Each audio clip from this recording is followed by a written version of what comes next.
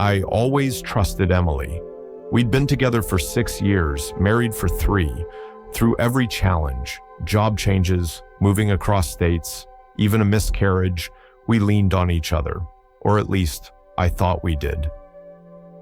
That night started like any other. I had come home early from work, hoping to surprise her with takeout from her favorite Thai place. But when I called, it went straight to voicemail. She had texted earlier. Big project. Working late. Don't wait up. Okay. Normal. She worked in marketing, and late nights happened. I sat down on the couch, reheated some leftovers, and flipped through TV channels with Scout, our golden retriever, curled up beside me. But then I checked my email. There was a receipt from our shared Uber account. Drop-off, Pacifico Bistro, 7:48 p.m. I blinked. Pacifico Bistro wasn't anywhere near her office. It was a romantic Italian place, tucked in the downtown arts district. We had gone there once, on our anniversary. I clicked for the full ride details. The pickup was from her office building. Okay, that checked out. But the destination, it didn't make sense. Unless I told myself not to jump to conclusions. Maybe she met a client, maybe a coworker needed advice. But deep down, I felt a cold knot tightening in my gut. I decided to go. I didn't want to, honestly. I was afraid of what I might find. But something in me, maybe instinct, maybe desperation, pushed me out the door. Pacifico Bistro was softly lit, with candles flickering on every table. Through the large glass window, I scanned the crowd, unsure what I was even hoping to see. And then I saw her, Emily, my wife, laughing, smiling, sitting across the table from my dad. Not a client, not a co-worker, not even just a friend. My father. He was leaning forward, holding her hand across the table like it was the most natural thing in the world. I felt my breath catch. Everything in me wanted to believe there was a logical explanation, that it was just a weird coincidence, that somehow I had misunderstood. But the way they looked at each other, it wasn't just dinner, it was something else. And that was the moment everything changed. I didn't go in. I couldn't. I stood frozen on the sidewalk, just far enough in the shadows to stay invisible. Inside, they laughed. My wife and my father, sharing wine, sharing what? Stories, memories, lies? I didn't take a photo. I didn't barge in. I didn't want a scene. I wanted answers. But not like that. Not in public. Not where everything could explode. So I walked away. Not home, no. I wandered the block, trying to breathe. My hands were shaking. I kept telling myself, maybe there's a reason. Maybe he needed advice. Maybe she was helping him through something. But why lie to me? I didn't sleep that night. Emily came home around 11 p.m., said she was exhausted, gave me a quick kiss, and headed straight to the shower. I stared at her bag as she passed me, same one she always took to work, but now it felt like a stranger's. I asked her casually, "How was work?" Her answer was automatic. "Stressful, but I'm glad it's over." I nodded. She lied so easily. The next morning, I drove to my dad's house. He was retired, lived alone since Mom passed. We weren't close, but we weren't distant either. Still, the idea of him and her, it didn't sit right. It ached. When he opened the door, he looked surprised, but not guilty. "Elliot, what's up? Everything okay?" I studied him, hard. "You and Emily had dinner last night?" He blinked, a pause, then, "Yeah." "I meant to tell you. She invited me. Said you were busy. We caught up a bit. Why?" I didn't say anything, not yet, because I saw it then. The tiny flicker in his eyes, that moment when someone's mind races ahead, scrambling to cover tracks. I left without saying more, and now I knew. They were hiding something, and I was going to find out exactly what. I started watching her, not in a creepy way, just with eyes wide open now. Her routine changed. Late nights became common. Phone always face down, always locked. And when I asked if she wanted to plan a weekend getaway, just the two of us, she hesitated. "Work's been unpredictable lately," she said. "Unpredictable. That's what betrayal feels like too." One evening, while she was in the shower, her phone lit up, a notification from a calendar app. "Dinner with A, 7:30 p.m., Rossi's." I felt it like a punch. Rossi's again. Same restaurant. I took a deep breath, took a screenshot, and put the phone back. I didn't confront her, not yet. That night, she wore the same perfume she used to wear when we first dated. Subtle, expensive, nostalgic. She looked in the mirror, fixing her hair, and I asked, "Client meeting?" She smiled.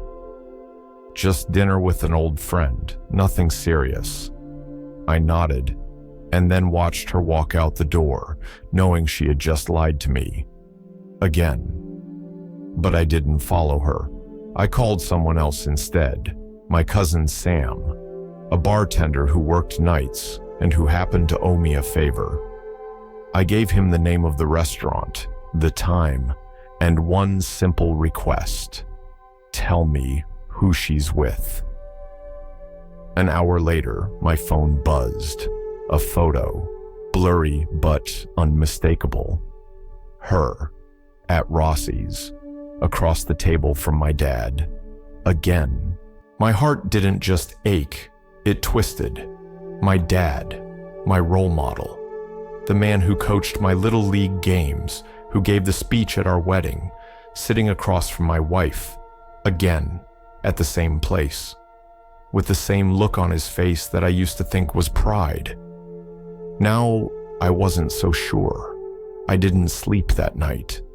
I stared at the ceiling, thinking about every time he praised her, every time he called her the best thing that ever happened to me, every moment he'd pulled me aside over the years to tell me how lucky I was. And I had been lucky, just not in the way I thought. The next day, I drove to his house. I didn't call first. Didn't knock either, just walked in, like I always had. He was in the kitchen, sipping coffee, reading the paper. "Hey, son," he said with a smile. "Everything all right?" I couldn't even answer at first. Then I pulled out my phone and showed him the photo Sam had sent. The color drained from his face. "It's not what it looks like," he said instantly, which of course meant it was exactly what it looked like. "How long?" I asked. He didn't answer. "How long have you been seeing her behind my back?" Still silence, the kind that screams guilt. He finally muttered, "I didn't mean for it to happen. I left before I broke something. Or someone." But now it wasn't just about betrayal. It was about legacy. Everything I thought I inherited, his values, his loyalty, his sense of honor, felt like a lie. And now I had two choices: confront her, or let her keep pretending I didn't know. I chose neither. I decided to let them write the ending while I rewrote the story. I started documenting every lie, every excuse, every late meeting that didn't exist on her work calendar. I wasn't obsessed. I was deliberate, focused, like I was building a case, because in a way, I was. I copied her texts, screenshotted her GPS logs. Yes, she forgot to turn off location sharing.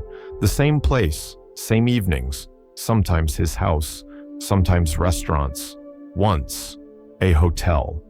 It wasn't the cheating that broke me. It was who she chose to betray me with. You expect disloyalty from lovers, not for your own blood. I didn't tell anyone. Didn't tell my mom. God, no, didn't tell my friends. I just kept collecting. Then one night, She came home from another late shift, dropped her purse by the door, kissed me on the cheek. "Long day," she said. I smiled. "Mine too." She went to shower. I sat at the kitchen table and opened my laptop. There it was, the folder, the evidence, and at the top, my resignation letter. Not from my job, from this life, from this marriage, from pretending. The final file I added was a picture of them at dinner, her hand on his. The caption, "Your secret is safe until it isn't." Then I closed the laptop, walked outside, and took my first real breath in months. I hadn't meant to confront them. I really didn't. I wanted to disappear cleanly, let them have each other, rot together. But fate apparently had other plans. I went to return a book to my mom. She wasn't home, but he was. My father. In my childhood living room, wearing my college hoodie, sipping tea from a mug I bought for Mother's Day. And she, my wife, walked out from the kitchen holding a bowl of popcorn. They both froze. She dropped the bowl. It shattered. The popcorn scattered like some sick joke of confetti. I didn't raise my voice, didn't curse, didn't cry. I just looked at him and said, "You used to be the man I admired most." Then I looked at her, "And you used to be the woman I trusted most." Neither said a word. Not one. I turned around, walked out. That was the last time I ever stood in that house. After that night, I expected chaos, fury, excuses, maybe even a public scene. Instead, I got silence. She didn't come home, not once. My dad didn't reach out either. No calls, no texts, no, "Let me explain." Nothing. My mom called though, said she was sorry, said she had no idea. She cried, which broke me more than anything else. She said she kicked him out, that he went to stay at a motel, that he didn't even fight it. I asked her not to pick sides, but I could hear it in her voice. She already had. She chose the son who didn't lie, the one who didn't betray. Work was numbing. I poured myself into it, logged extra hours, didn't speak unless necessary. I couldn't sleep in our bedroom anymore. I took the guest room, started calling it mine.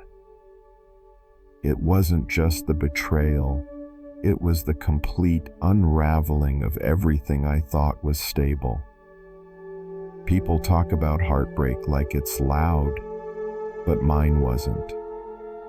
Mine came in whispers, in quiet mornings alone, in the way I started hating my reflection because I no longer recognized the man looking back. But somewhere in that silence, something inside me began to shift. Not forgiveness, not healing, just resolve. 3 weeks later, I got the divorce papers. No warning, no note. Just a manila envelope on my doorstep. She'd signed them already. No alimony, no fight over the house. Just clean detachment. It hurt how easy it was for her. But I signed them too. My dad called the next day. First time since that dinner. He asked if I'd talk. Said he wanted to make things right. I told him I didn't know how you made that kind of thing right. He was quiet for a long time. Said it wasn't love, not really. That he'd been lonely, stupid, vulnerable. I told him I didn't care. that I wasn't interested in hearing excuses from the man who once taught me how to throw a baseball, but didn't have the guts to look me in the eye after stealing my wife. He said he understood. Then he said goodbye, and I think that was the last time I'll ever hear his voice. But strangely, I wasn't broken anymore, because after everything, after the lies, the betrayal, the silence, I had the truth. And the truth wasn't pretty, it wasn't satisfying, but it was mine. Now, I'm rebuilding. Different apartment, different routines, different version of myself. One that double-checks locks and hearts, but also one that knows what he deserves. And it sure as hell isn't lies wrapped in family dinners.